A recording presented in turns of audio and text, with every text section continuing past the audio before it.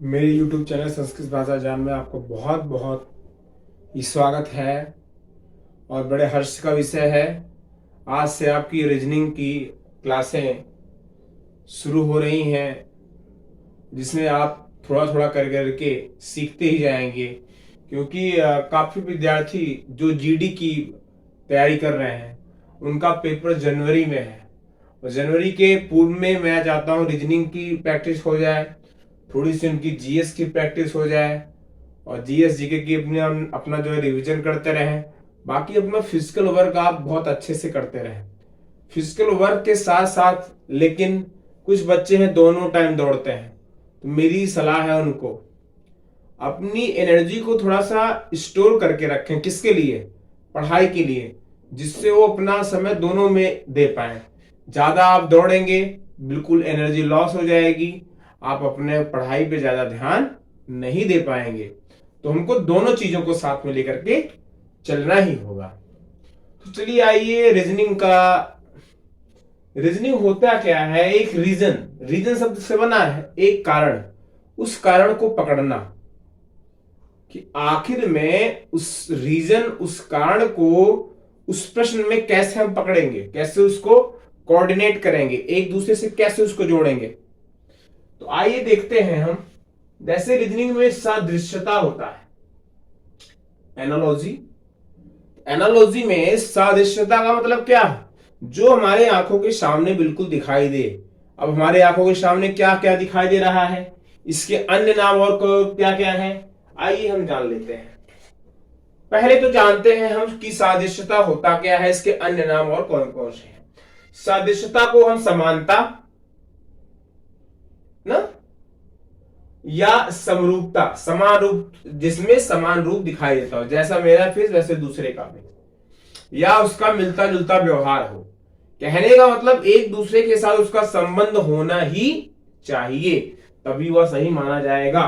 देखो आगे लिखा गया, इन सभी शब्दों का अर्थ है सम संबंध, अर्थात इन सभी का अर्थ क्या हुआ? सम संबंध, अर्थात समान संबंध होने चाहिए। अर्थात दो या दो से अधिक वस्तुएं, दो या दो से अधिक भी हो सकती हैं वस्तुएं, एक निश्चित संबंध से जुड़ी हुई हों। एक निश्चित संबंध होगा उनमें, तभी वो माना जाएगा। अब भाई कैसा कैसा संबंध, आइए हम प्रश्न के माध्यम से समझने का प्रयास करते हैं।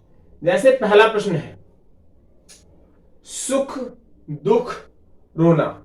अब इन तीन संबंध में, तीन शब्दों के साथ आपको एक रिलेशन, एक इसने कहा ना दो या दो से अधिक, अब इन शब्दों में ही आपको खोजना है कि संबंध क्या है, कैसे। जैसे पहले को ही देख लेते हैं, सुख का दुख। तो सुख दुख कब होता है? ये तो सुख दुख तो लग रहा है विलोम जैसा। पहला रीजन तो यही निकल के आ रहा है, सुख दुख का मतलब क्या हो, यह दोनों क्या है? विलोम।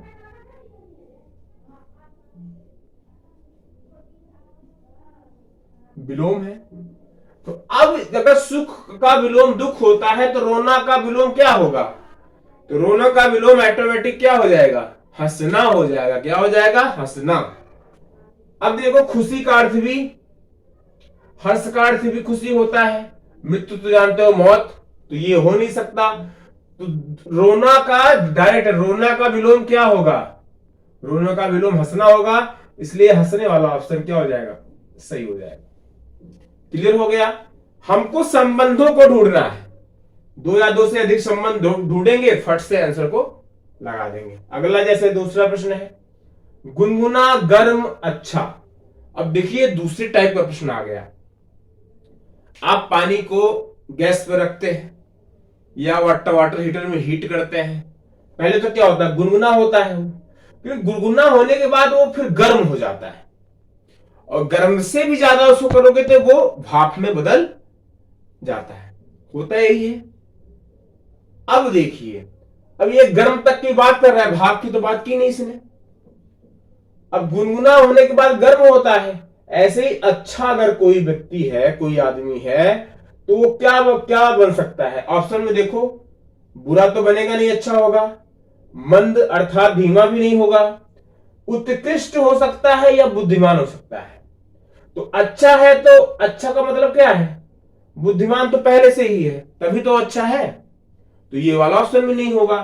तो ऑप्शन बचा कौन सा? उत्कृष्ट। उत्कृष्ट माने जो अच्छे से भी अच्छा हो, उसी को उत्कृष्ट कहते हैं। इससे भी बढ़कर अगर होता तो उत्कृष्टतम कहते हैं। उत्कृष्टम जैसे होता है ना, गुड, बेटर, बेस्ट। तो गुड माने अच्छा और बेटर माने उत्कृष्ट और बेस्ट माने उत्कृष्टतम होता है। तो ये वाला ऑप्शन सही हो जाएगा, इसमें भी तीसरा ऑप्शन। अब आपको मैं कुछ होमवर्क दे रहा हूं, ये 3 प्रश्न दिए होमवर्क में, जैसे घेंघा, आयोडीन, इनीमिया। आपको सोचना है, इसका आंसर आप कमेंट बॉक्स में देंगे। दूसरा प्रश्न, सेकेंड, समय, एम्पियर। तीसरा, सांप, सरीसृप, घोंघा। इसका आंसर आप खोजेंगे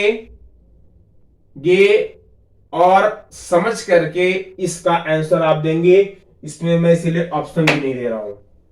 आप इसको खोजिए, समझिए, जानिए और उसके आधार पर आप जरूर से जरूर हमको कमेंट के माध्यम से बताइए, सर इसका आंसर ये होगा। आप सभी का बहुत बहुत धन्यवाद। एक छोटी सी वीडियो है, अब रीजनिंग की शुरुआत हो गई है और थोड़ा थोड़ा सा हम पढ़ते रहेंगे और चीजों को समझते रहेंगे। आप सभी का बहुत बहुत धन्यवाद। छात्रों का विशेष रूप से जो जीडी की तैयारी कर रहे हैं या ग्रेजुएशन में है, तो वह भी तैयारी करते रहें। और छोटे बच्चे जो हैं 11वीं 12वीं की, वो भी जो है 9वीं क्लास से ही तैयारियां करना शुरू कर देते हैं। तो उनके लिए भी यह वीडियो हेल्पफुल रहेगा, जो 9वीं से ही तैयारी करना चाहते हैं। तो आप सभी का बहुत बहुत धन्यवाद। जय हिंद, जय भारत, जय वंदे मातरम। हमेशा हंसते रहें, मुस्कुराते रहें, लेकिन पढ़ते जरूर से जरूर रहें। बहुत बहुत धन्यवाद।